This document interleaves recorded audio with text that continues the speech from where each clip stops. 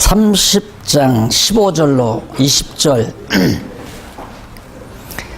1250페이지 보면 그 내용이 그렇게 돼. 복을 주시는데 다른 신을 섬기면 망할 것이다. 복을 주시는데 다른 신을 섬기면 망할 것이다. 거기 면자가 들어가 있죠. 면자. 근데 그게 이제 전제가 뭐냐면 복은 이미 주었어요. 복을 주었는데 당연히 여호와 하나님을 경외해야 되는데 여호와를 경외하지 아니하고 우상을 섬기면 망한다. 근데 섬기면 여기서 우리말도 이 면이라는 말이 가정법도 되지만은 우리말이라는 게 좀 어감이 좀 이상해요.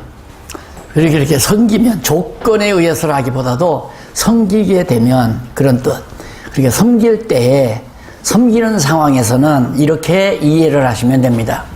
그래서 하나님이 복을 이미 주어서 잘 살면서 우상 섬기니까 하나님께서 이제 저주를 한다. 망하게 하겠다.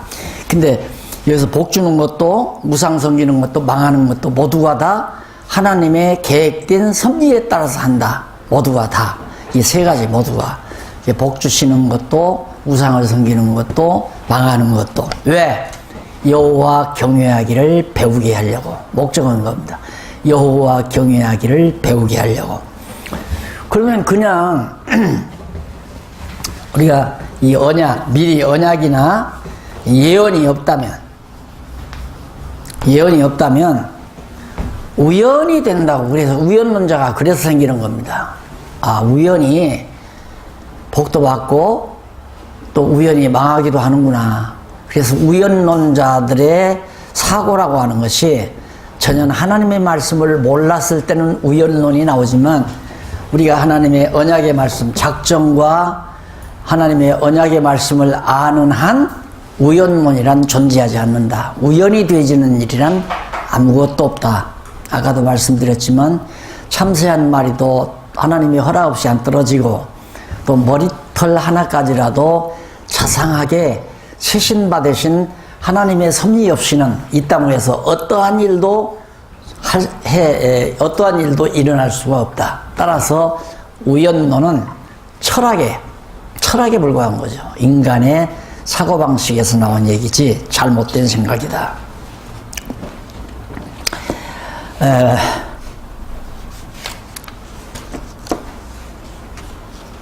그래서 거기 임이란 말이 나오죠. 나오네요. 1251페이지 밑에서 9째 줄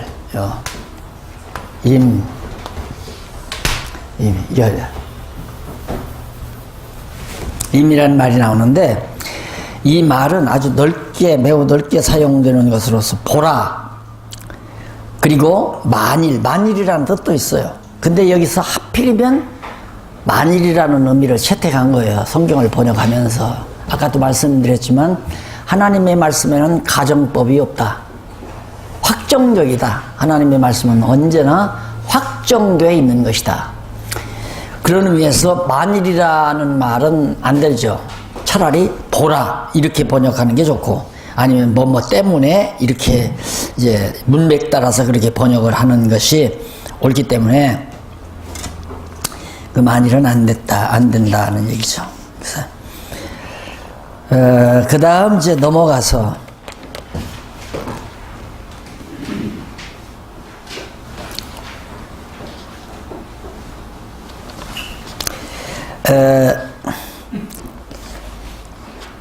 언약으로 31장부터 32장까지 이제 언약으로 권고가 나오는데 그거 나오기 전에 그 위에서부터 9째 줄 줄바꾼데 여기서 지금까지 앞에서 살펴본 내용은 27장에서 30장까지 지금 오늘 첫 시간에 두 번째 시간에 했던 내용입니다. 그것 종합해서 지금 바로 또 한쪽 가로 2번으로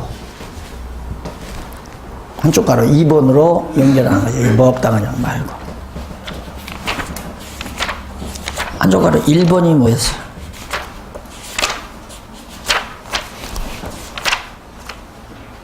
이 모압당이 양쪽 가로네요. 여기 이제 2번. 그래서 신의 산언약. 예, 언약으로 권고하는 내용이 31장과 32장인데 뭐 그렇게 어려운 건 아니니까 대충 정리하고 넘어가십니다. 지도자에 대해서 언약을 하죠. 지도자에 대해서 하는데 31장 1절로 8절에서는 백성에게 여호수아를 소개하고 담대하라고 권고합니다. 그럴 수밖에 없는 게 이제 모세는 여기서 모압 평지에서 이제 죽게 되는데 요단강을 건너서 진짜 가나안 칠족속들이 우글거리는 대적들이 가득히 차 있는 이곳에 가서 전쟁을 하고 이 땅을 점령해서 살아야 되잖아요. 그러니까 여호수아의 임무가 대단히 크죠. 그러니까 여호수아를 소개를 해요. 여호수아가 백성에게 모세가 소개를 하면서 하나님의 말씀으로 담대하라고 함께 할 거니까. 그래서 거기 7절 한번 보실까요? 본문 저 밑에서 성경 본문 밑에서 6째 줄 뒷부분에 보면 7절 나옵니다. 모세가 여호수아를 불러 온 이스라엘 목전에서 그에게 이르되 너는 마음을 강하게 하고 담대히 하라. 너는 이 백성을 거느리고 여호와께서 그들의 열조란 말은 아브라함과 이삭과 야곱이죠. 여호와께서 아브라함과 이삭과 야곱에게 열조에게 주리라고 맹세하신 땅. 그러니까 맹세는 하나님 혼자서 하나님 스스로 하는 걸 맹세라고 하고, 맹세하신 그런 내용을 백성이나 열조를 대상으로 할 때는 언약이라고 말하죠. 그렇죠? 맹세와 언약은 같은 의미예요. 맹세는 하나님 당신 혼자서 스스로 내가 이렇게 해야 되겠다 이럴 경우를 맹세라고 하죠. 그래서 아브라함과 이삭과 야곱에게 맹세하신 그 땅에 들어가서 그들로 그 땅을 얻게 하라. 명령하죠. 얻게 하라. 그러면 이것도 얻게 하라고 했으니까 여호수아가 가서 점령해서 얻어야 된다고 얘기할 수도 있잖아요. 근데 그게 아니란 말입니다. 여호수아에게 얻게 하라 하신 여호와 하나님께서는 얻도록 싸워주시는 거죠. 그 대표적인 것이 이제 여리고성이 무너나는 것이 전적으로 하나님의 능력으로 무너나는 걸 보여주잖아요. 그래서 얻게 하라. 그러면서 여호와 그가 네 앞서 행하시며, 너 가는 앞서 벌써 여호와께서 앞에 가서 다 해씌운다 이 말에 행하시며, 너와 함께 하사 너를 떠나지 아니하시며 버리지 아니하시고 하시니 너는 두려워 말라, 놀라지 말라, 담대하라. 그렇게 명하신 하나님이 이러니까 담대하라. 내가 미리 열조에게 언약하신 이 땅을 하나님께서 이제 주실 거니까 너는 가서 점령하라. 그런데 내가 너 앞서 벌써 가서 다 작업다 하겠다 이거예요. 그리고 널 안 떠나고 너와 함께 할 거니까 너는 강하고 담대하라. 자, 이런 내용들이 참 우리가 이 거친 세상을 살아가는데 우리 앞에 정말 도저히 내 혼자서는 해결할 수 없는 일이 한두 가지가 아니잖아요. 그런 일들이 너무너무 많이 부딪혀온다 이 말이에요. 그럴 때 우리는 주저앉거나 좌절하거나 실망하거나 맥이 풀리거나. 근데 일단 성도들도 이렇게 성경을 잘 깨닫고 나면 상상하지 못할 정도로 담대해져요. 성도들이 사람을 의지하는 게 아니라 하나님을 의지하고. 엊그저께도 신문에 하나 글이 났었다마는 다 망해가지고 시골로 이사를 가는데 이삿짐을 실어놓고 시골 가서 시골집에서 이삿짐 받으려고 하는데 차 사고가 나서 이사하는 짐이 다 망가져 버린 거예요. 엎친데 겹친다는 얘기죠. 그런데도 하나님 의지하는 믿음이 하나님께서 이렇게 바닥을 내시는 거 보니까 하나님께서 또 길을 열어주시겠구나 하고 참았다는 거죠. 그런데 엊그저께 그분을 만났는데 목사님 참 이상해요.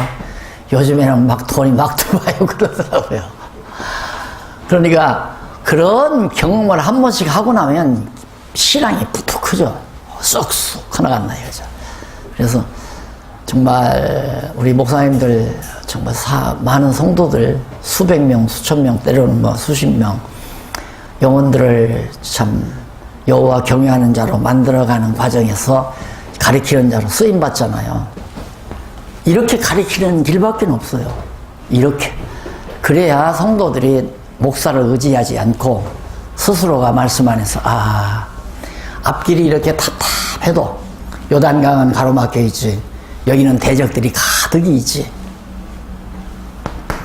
그러니까 모세가 여호수아들을 담대하라. 담대해야 되는 이유는 뭐냐면 여호와 하나님께서 열조에게 이 땅 주기로 다 약속했으니까 너는 가서 이거 점령해라 이 말이에요. 그리고 네가 가서는 하기 전에, 너 가기 전에 내가 미리 앞서가서 다 작업 다 해놓을 테니까 걱정하지 말고 작업만 하는 게 아니라 너와 함께하고 너를 떠나지 않겠으니까 담대하라. 왜 여호수아만 그러겠어요? 이 세상 살아가는 오늘 우리에게도 그런 믿음을 하나님이 주시면 가지고 살 수 있는 거죠. 그 다음에 이제 넘어가서 31장 9절로 13절 58페이지. 제사장과 장로들은 백성에게 율법을 가르치라고 권합니다. 자, 제사장, 장로, 지도자들이죠. 너희들은 뭐냐? 여기서 율법이라고 하는 말은 이거예요. 그러니까 모세에게 주어진 것. 그래서 보통 구약시대 율법하면 창세기, 출애굽기, 레위기, 민수기, 신명기를 말하죠. 창세기, 출애굽기, 레위기, 민수기, 신명기, 토라라고 해가지고. 근데 이제 특별히 시내산에서 받은 율법, 이것이 이 땅에 들어가서 사는 여러 가지 원리니까 이 율법 이대로 살아라 그 말이에요. 규례대로 성전 짓고 제사 드리고 윤리대로 이웃을 사랑하면서 그러면서 살라. 그러기 위해서는 지도자들이, 제사장이나 장로들이 할 일은 그거 가리키는 일이다 이 말이죠. 그래서 벗어나면 안 된다. 가리키는 일. 그래서 또 거듭 말씀드리지만 제가 이번에 교회 개혁론 쓰면서 첫머리에 딱 나오는 게 뭐냐면 옳다 아니라 하라. 이에서 지나는 것은 악에서 나느니라. 그게 매우 중요하잖아요. 옳으면 옳다고 하고 아니면 아니라고 하는 하나님의 말씀만 그대로, 그건 하나님 말씀대로가 아니다. 그건 성경대로가 아니다. 이것이 성경대로다. 라고 말은 해야 할 자가 누구냐. 오늘 우리들이 그 얘기를 해야 된다 이거예요. 성경적이 아닌데도 말도 안 하고, 성경적인데도 성경적이라고 말도 안 하고, 이러면 안 된다는 얘기죠. 이스라엘 백성에게도 바로 그런 지도자들을 세워서 사실대로 율법을 가르치라고 모세가 명하고 있고, 그 다음 이제 중요한 게 뭐냐면 14절로 22절에 보면 모세가 여호와의 명하신 대로 노래를 써서 가르칩니다. 노래를 써서. 자, 이게 참 매우 중요하죠. 노래를 써서 이제 그 이스라엘 민족의 단합을 이제 이 노래라고 하는 게 그거예요. 아브라함 시대부터 쭉 지금까지 내려오는 일들을 모세 시대 여기까지 한 500년 동안 내려오는 일들, 그리고 앞으로 해갈 일들을 노래로 만들어서 그걸 부르라고. 왜?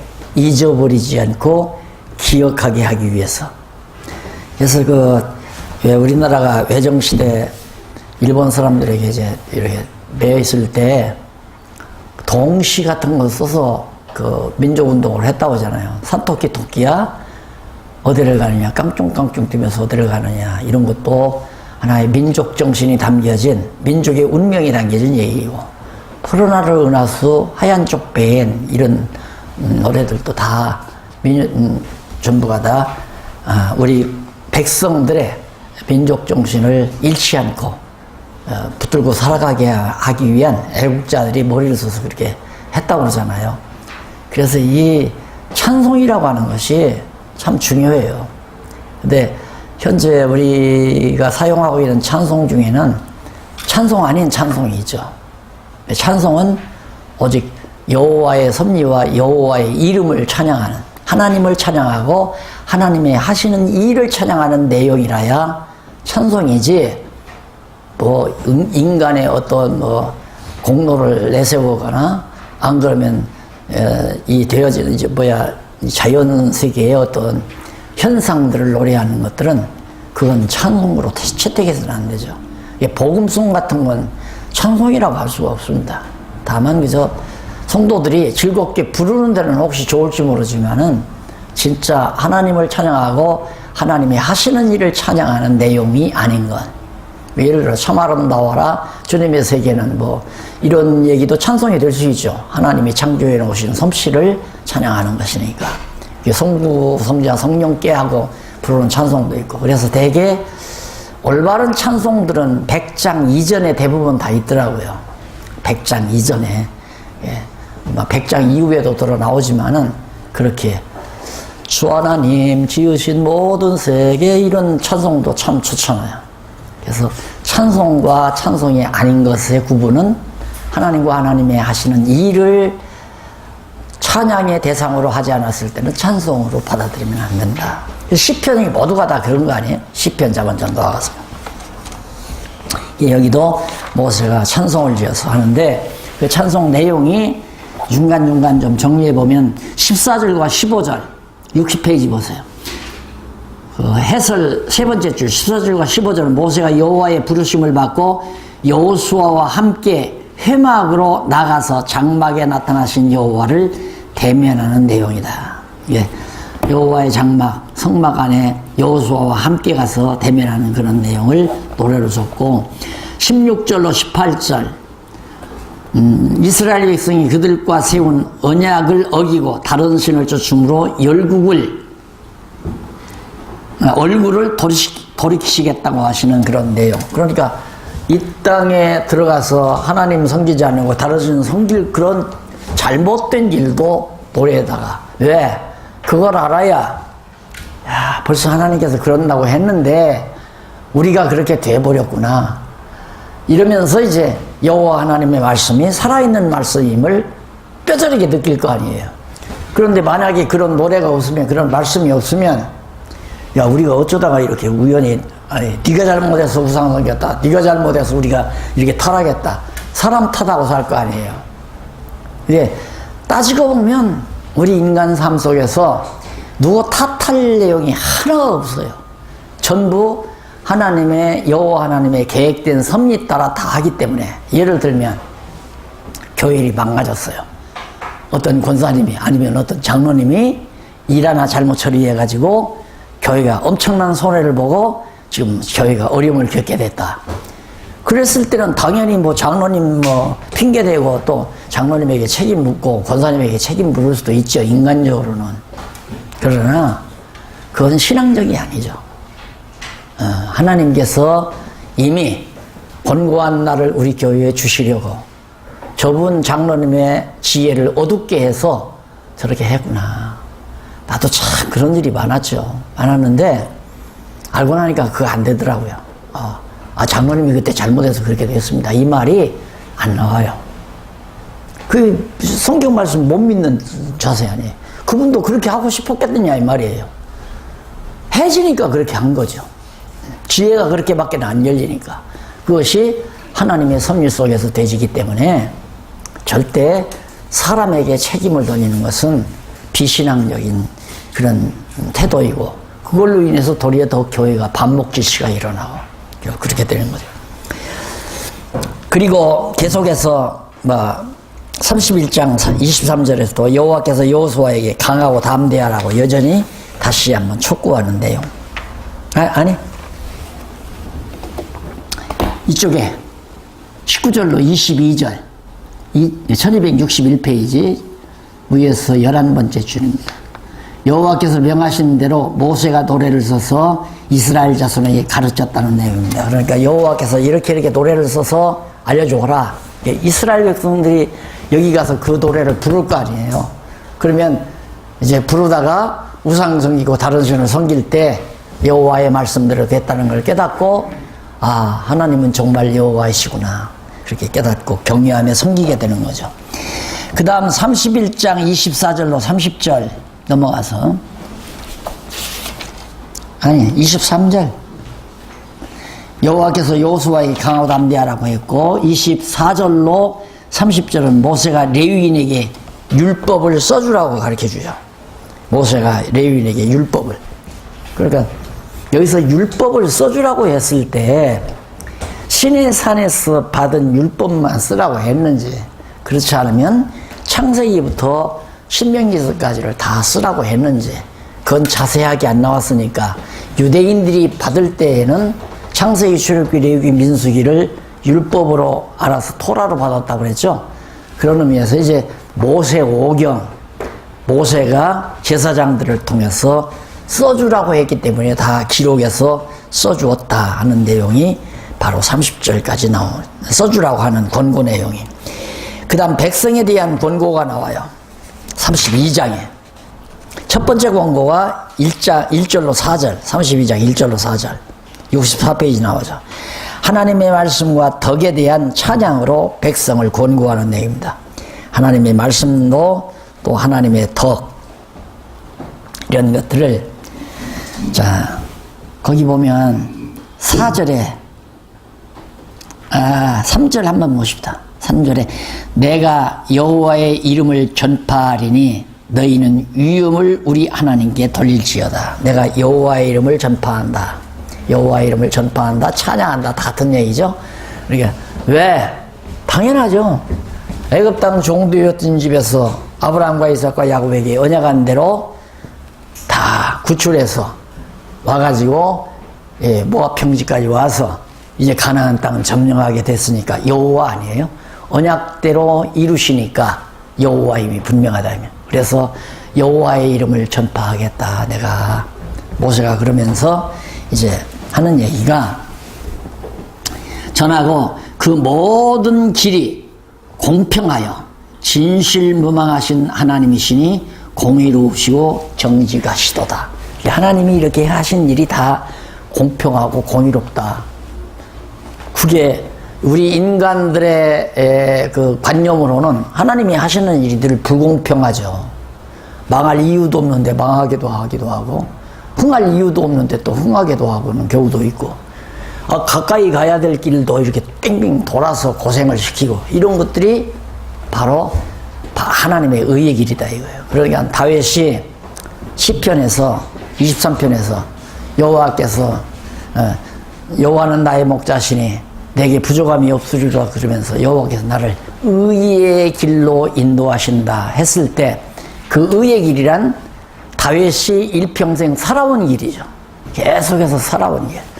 그래서 저 들판에 가서 양치기 할 때 불러다가 다윗에게 왕의 기름을 부은 일이나, 그가 블레셋 군대를 쳐서 물리친 일이나, 또 그가 왕위에 올라가서 밧세바의 사건을 일으킨 일이나, 이런 모든 일이 다 하나님께서 다윗을 다윗 되게 만들어 가시는 의로운 길이었다.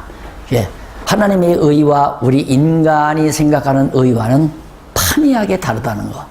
그게 이제 제가 시편을 풀어갈 수 있었던 중요한 핵심입니다. 의에 대한 개념이.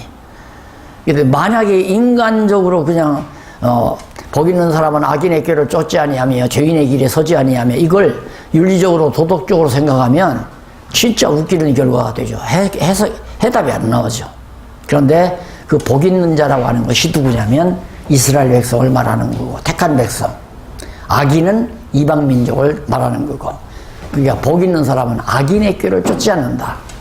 악인이 가자는 대로 가는 게 아니라 하나님의 인도함 따라서 이렇게 간다 이거죠.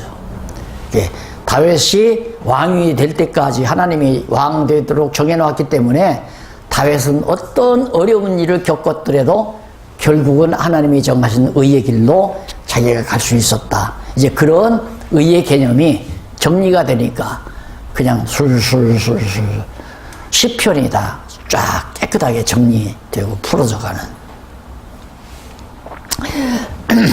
그 다음 이제 32장 7절로 14절, 불순종의 백성을 교훈하는 노래, 전부 노래로 다 지어서, 아까 말한 내용들이 다 노래로 소개되는 겁니다. 15절로 21절로 하나님을 거역하는 백성의 악행을 노래로, 악행이나 선행이나 할 것 없이 잘못된 일이나 잘하는 일이나 불순종하는 일이나 순종하는 일을 전부 노래로 지어서 전해주는 거예요. 거듭 얘기지만 잊어버리지 않고 기억하게 하려고. 그 다음에 이제 넘어가서 32장 22절로 35절에는 거역한 백성에게 임할 재난과 보수, 하나님을 거역한 백성에게 분명히 재난이 임하고 또 보수, 재난이 임할 뿐만 아니라 보수를 해줘요. 또 재난만이 아니라 원수도 갚아준다, 그런 얘기예요. 그러니 하나님이 망하게도 하고 흥하게도 하고 고난을 겪게도 하고 형통함을 걷게도 하고 이런 일들을 하시는 하나님을 노래로 지어서 부르게 만드시는, 이것이 이제 전부가 다 이 노래가 예언이거든요. 그래서 이제 여기서 힌트가 나오는데,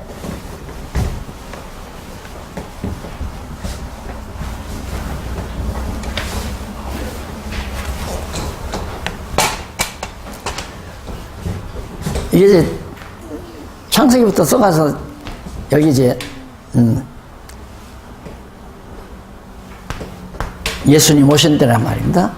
오셨는데 여기가 아담 때고 여기가 이제 에스라 느헤미야 에스더, 이게 구약사 아니에요?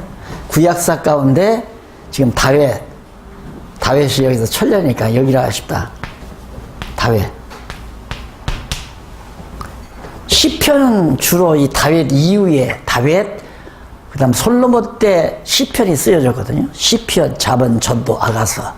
요 시편, 자문, 전도, 아가서가. 그런데 신명기에 보니까 여기 이제 신명기가 나오는데 신명기에 보니까 노래가 예언이에요. 노래가 예언이란 말입니다. 그래서 이제 이 시가서를 보는 눈이 열리게 됐죠. 이걸 보면서 하하, 시가서도 욥, 시편, 잠언, 전도도 하나님의 언약의 말씀이구나. 뭐에 대한? 장차 메시아 보낼 것에 대한 언약이로구나. 이건 물론 역사 섭리를 통한 그리스도 언약이고, 욥, 시편, 잠언, 전도는 이스라엘 백성들이 노래를 통한 메시아 언약이고, 이사야서에서부터 말라기서까지 선지서는 선지자들의 예언을 통한 언약의 내용이다. 그러니까 구약이 그냥 깔끔하게 딱 큰 줄기가, 큰 기둥이 딱 서져 버리더라고요. 그러니까 이게 이제 풀려나가는 거죠. 줄줄줄줄줄. 지금 생각하면 참, 이럴 경우에 이런 걸 깨닫고 나면 한동안 흥분이 돼서 밖으로 튀어나와야지. 안에서는, 그 연구실에 앉아서는 가슴이 울렁거려서 한동안 못 앉아요. 보통 작업을 한 밤 11시까지 보통 했거든요. 그럼 예를 들어서 뭐 9시나 10시쯤 이런 장면들이 툭툭 터져 나온다. 그러면 자판기 놓고 밖으로 튀어나와요. 바람 쐬려고. 이 가슴이 막 너무 뜨거우니까. 그러면 와서 이제 막 하늘을 쳐다보고 찬송도 부르다가 막 감동하다가, 그리고 좀 식어지면 이제 들어가서 또 정리해놓고 또 가고. 그러니까 이 신명기에서 엄청난 힌트를, 성경 전체를 보는 힌트를 많이 얻었어요. 정말로. 그래서 이 부분이 매우 중요하더라 하는 얘기를 아까도 한 말씀이. 그래서 노래라고 하는 것이 예언이다. 전부.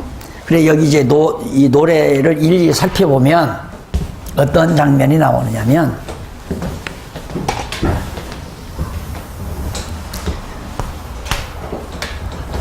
예수님 오시기 전 철년이, 여기가 다윗 아니에요? 다윗. 그 다음에 이철년이 아브라함. 그 이전이 이제 아브라함 때까지, 아담으로부터 아브라함 때까지 이렇게 나오는데, 지금 모세는 이 중간이란 말이다. 모세는 여기 아담에게 하나님께서 3대 언약, 땅 정복, 자손, 땅 통치, 이 세 가지를 언약하셔서 에덴 동산에서 한 나라를 이루도록 자손이 번창하고, 이 에덴 동산 다 하나님이 만들어 놓은 걸 다 네가 다 지배해라. 그 지배하라는 건 뭐 산의 나무나 짐승이나 물고기나 할 것 없이 모든 걸 하나님의 피조물을 아담에게 다 통치권을 주겠다 이거예요. 그런데 아담이 불순종해서 타락했잖아요. 타락하니까 하나님께서는 아담과의 언약이 유효하다. 아직 아무리 아담이 타락했지만은 내가 첫 아담과 이 첫 번째 아담과 언약한 것은 절대로 나는 파기하지 않는다. 그대로 유지하겠다. 반드시 이루어주겠다 이거예요. 그것이 이제 둘째 아담을 이 둘째 아담 예수님을 보내는 목적 아니에요. 그러니까 첫 아담에게 언약한 것 자체가 둘째 아담을 보내실 것에 대한 언약이에요.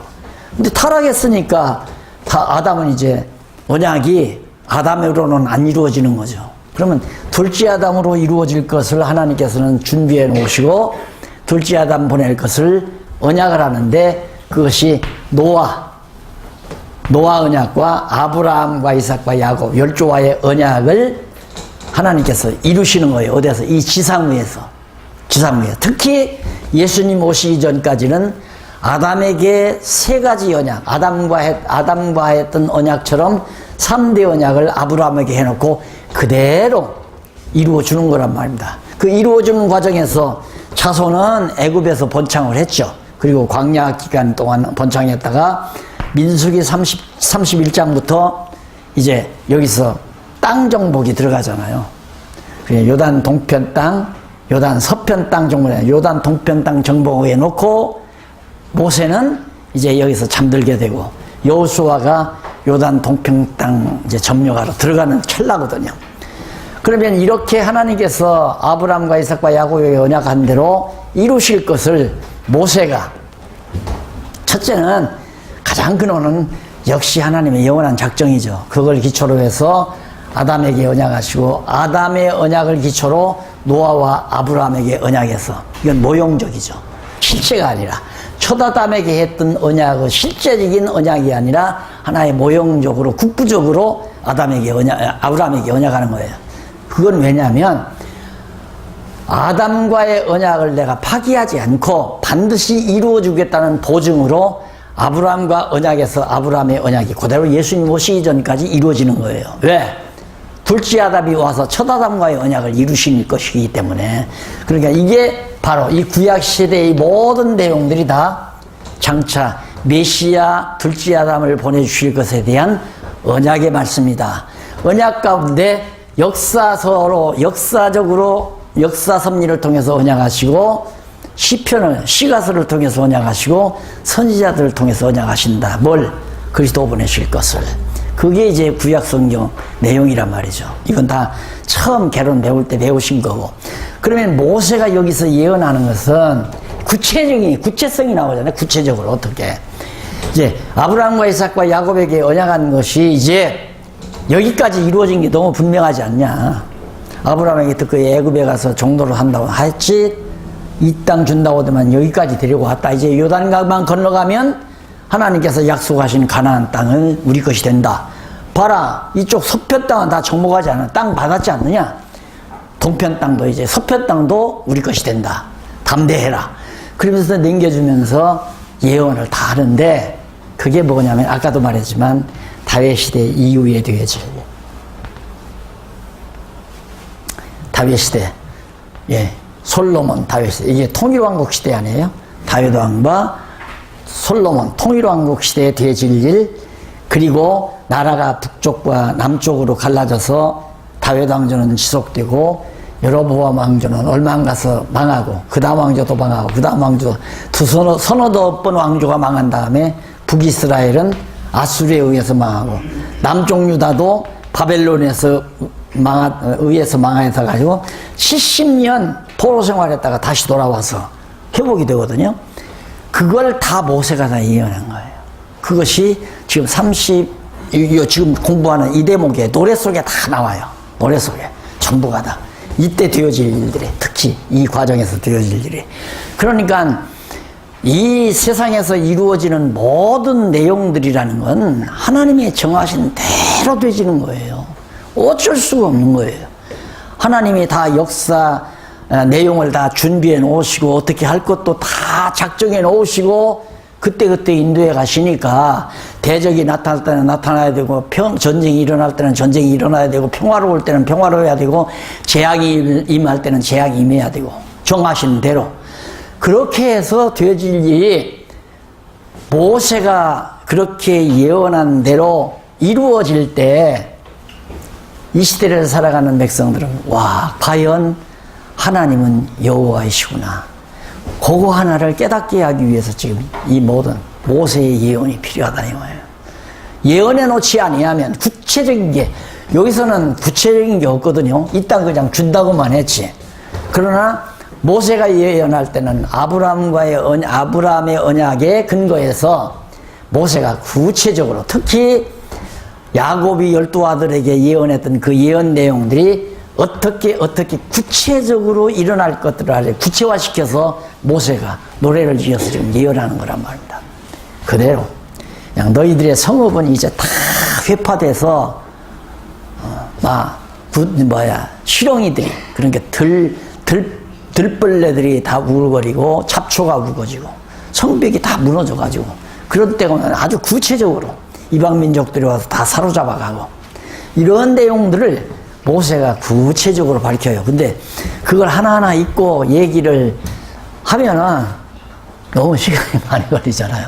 이렇게 윤곽만 목사님들은 들으셔도, 이제 목사님들이 그 윤곽을 보고 이제 이 노래를 하나하나 읽어가다가 보면, 야, 정말 맞구나. 그래서 목사님들이 느끼는 것을 이제 성도들에게 이렇게 전해줄 때, 성도들에게도, 나는 자세히는 못하죠. 시간이 없으니까. 그러나 목사님들은 뭐 시간이, 성도들을 대할 수 있는 시간이 많으니까 얼마든지 자세하게 요즘 모세가 지어준 노래 하나만 가지고도 구약 성경 다 가르칠 수 있잖아요. 구약 성경 내용이 거의 다 있으니까 노래 속에. 그래서 지금 요 대목이 매우 중요한 대목이다. 그 다음 이제 넘어가서 44절로 47절에 보면 모세가 백성에게 모든 말씀을 마무리하며 권고하는 얘기입니다. 마지막에 이제 쫙 마무리를 하죠. 마무리를 했는데, 거기 보면, 자, 그 해설의 셋째 줄에 호세아가 나오죠. 호세아는 구원자라는 뜻을 가진 이름으로서 여호수아의 다른 이름이다. 그러니까 호세아나 여호수아나 비슷한 말이에요. 구원자, 자기 백성을 주위에서 구원할 자. 그 다음에 여호수아라는 말은 히브리 원문으로 예호수아거든. 예호수아라고 라는 말로, 이는 여호와께서 구원하신이라는, 여호와께서 구원하신. 그래서 여호수아가 여호와께서 구원하신다. 여호수아, 내가 백성 데리고 여기 들어가서 이 땅 점령해서 살아라. 근데 벌써 하나님께서는 여호수아 태어날 때 이름부터 여호와가 구원하심이라는 이름으로 딱 붙였잖아요. 정해진 거예요. 그래서 성경에는 그 이름이 굉장히 중요합니다. 이름대로 되잖아요. 아브람도 아브람이었는데 아브라함이라, 열조의 아비라고 해라 하듯이, 여호수아 이름 지어놓을 때 여호와께서 다 이제 애굽에서 구원해 내가지고 가나안 땅 들어가게 하겠다는 것을 전제하고, 여호수아 네가 구원하는 게 아니라 여호와 내가 구원한다. 그래서 여호수아의 이름을 여호수아라고 지었다. 그런 얘기예요. 그 다음 48절로 52절에 보면 여호와께서 모세가 조상에게로 돌아갈 것을 말하죠. 나 이제 하나님께 간다. 참 이게 참 묘하잖아요. 묘한다기보다도 생소하죠. 내가 이제 곧 죽을라나. 되게 그런 얘기는 있더라고요. 죽을 때가 되면 어떤 감이 온다고. 그런데 내가 아는 어떤 집사님, 권사님 한 분이 있었는데, 집사님이죠. 나중에 그분 전호가 됐는데, 아버지가 나이가 많으셔서 교회를 못 나왔대요. 못 나왔는데, 오늘 아침에는 얘야 하고 며느리를 부르더래요. 그래 가니까, 내가 한 100일 후에는 하나님께 갈 것 같다 그러더래요. 성경을 딱 늘 펴놓고 성경만 보고 그렇게 사셨대요. 교회를 못 나오니까 몸이 약하니까. 그런데 정확하게 100날이 지나서 가셨대요. 야, 우리도 그렇게 될 수 있지 않을까 은근히 기대는 해보는데, 언제쯤 내가 갈 것 같다. 이게 정말 모세도 이제 그런 예감을 하는 거죠. 나 이제 하나님께 간다. 조상에게로 돌아간다. 그래서 마지막 최후의 축복이 나오죠. 33장부터 34장. 이게 엄청난 언약이죠. 예언이고. 그죠? 33장에서부터 34장. 보면 백성들에 대한 축복. 율법을 찬양하고 루벤이 수가 많기를 축복합니다. 자, 기억나시죠, 이제? 여기서 아브라함, 야곱이 12지파에게 12지파에게 복을 빈 것을 여기서 모세가 좀 더 구체적으로 하나하나 12지파 족장들을 향해서 12지파를 향해서 복을 비는, 그러니까 이게 일맥상통하다는 걸 알 수 있잖아요. 성경 구약이라는 게 정말 하나님의 언약으로 쫙 일맥상통해졌다. 아주 다 연결이 돼 있다는 걸 알 수 있어요. 모세가 자기가 지어서 하는 게 아니라 야곱이 일찍이 한 500여 년 전에 야곱이 12지파에게 애굽에서 일일이 복을 빌었던 그 내용을 근거로 모세가 지금 여기서 복을 내리는 겁니다. 복을 축복하는 거죠.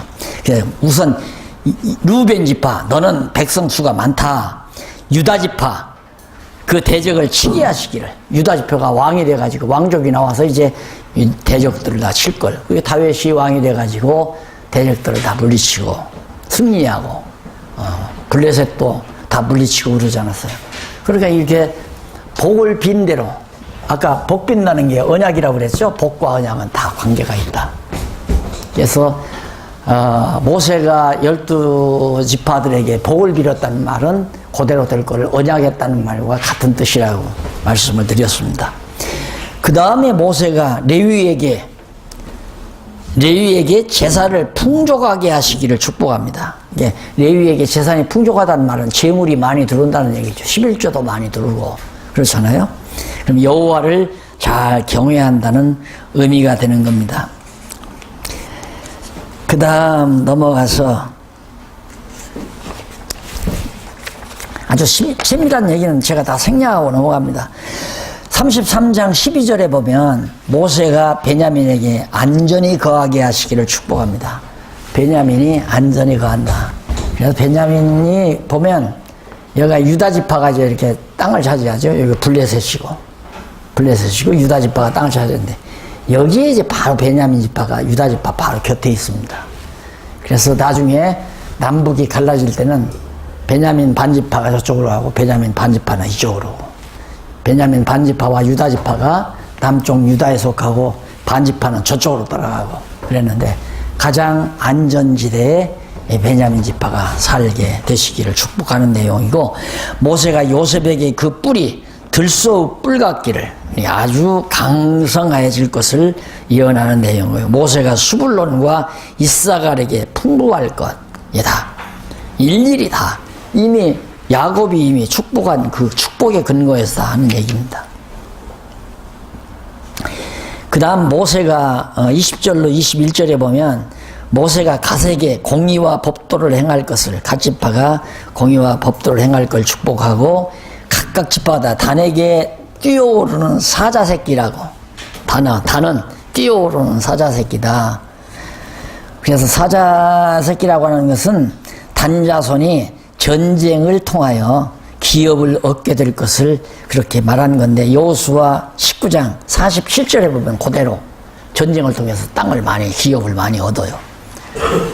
그리고 33장 23절에 보면 모세가 납달리에게, 그 다음 아셀에게 25절까지, 그 다음 29절까지는 모세가 결론적으로 이스라엘 모든 백성에게 축복을 다 끝내는 그런 내용을 거기서 밝혀주고 있습니다. 그 다음 모세의 최후, 마지막 모세의 최후가 거기 나타나는데, 모세에게 언약의 땅을 보이며 못 건너간다고 하나님께서, 이미 모세가 여기서 죽을 줄 알았죠. 죽을 줄 알았는데, 그래서 어떤 사람은 모세가 지옥 갔다고 하는 사람들까지도 있잖아요. 요단강 못 갔다고 해서.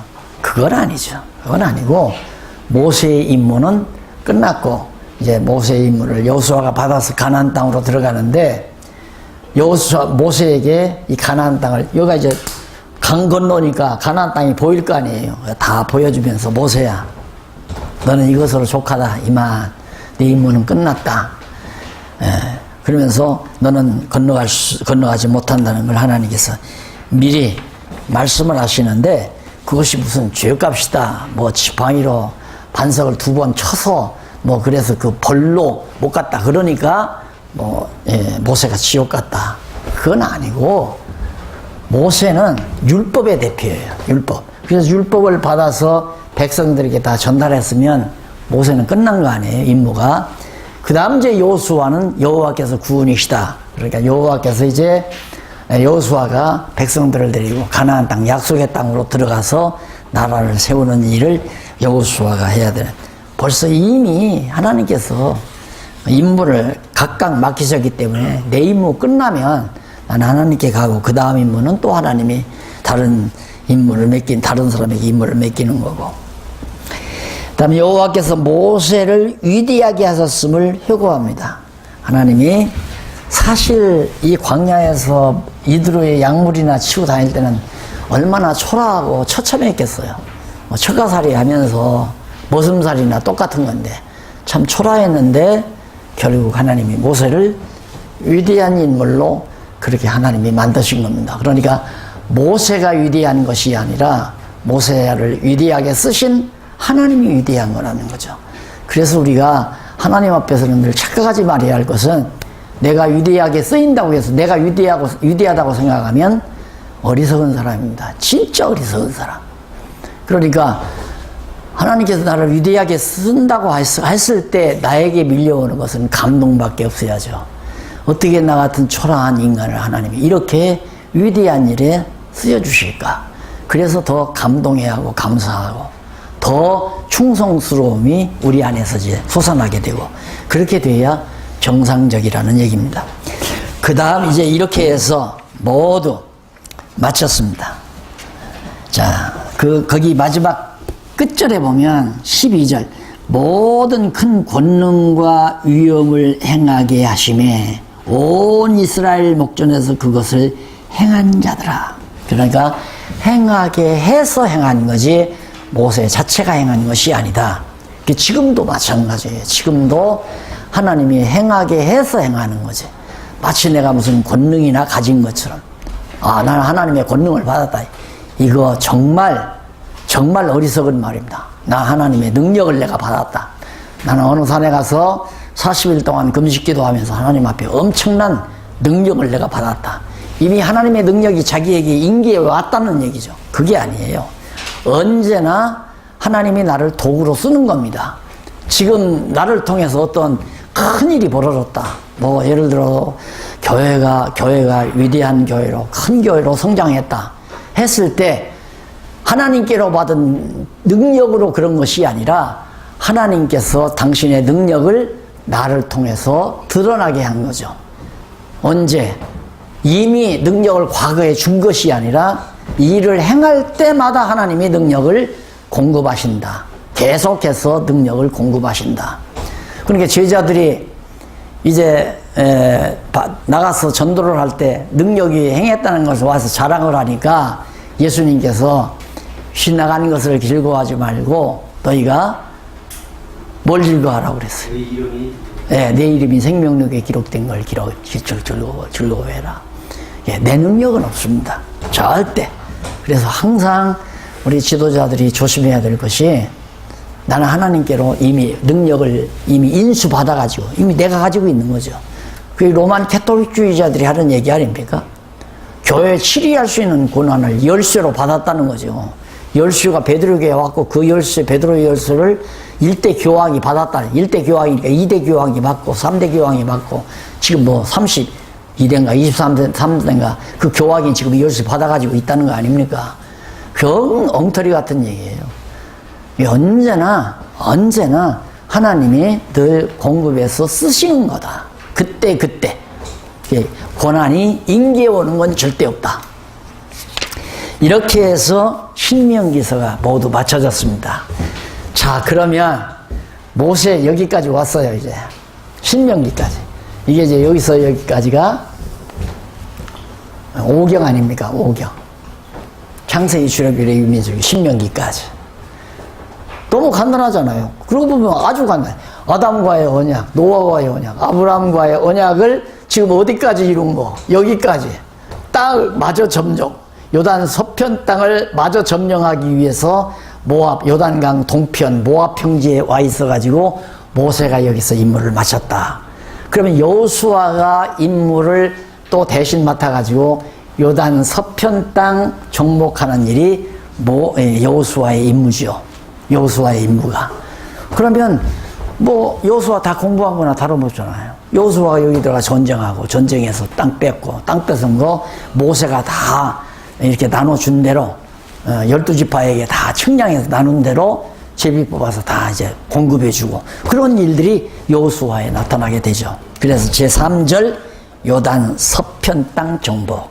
이게 이제 제 두 번째 언약, 땅 정복하게 하리라고 하는 두 번째 언약의 마무리. 서편 땅, 동편 땅 점령했으니까 서편 땅 점령해야 하잖아요. 그래서 제3절 요단 서편 땅 정복 내용이 여호수아다. 자, 그러면 여호수아의 핵심 내용이란 뭔가? 아브라함과 이삭과 야곱에게 언약한 두 번째 언약을 이루어 주시는 일이 핵심 여호수아 내용이다.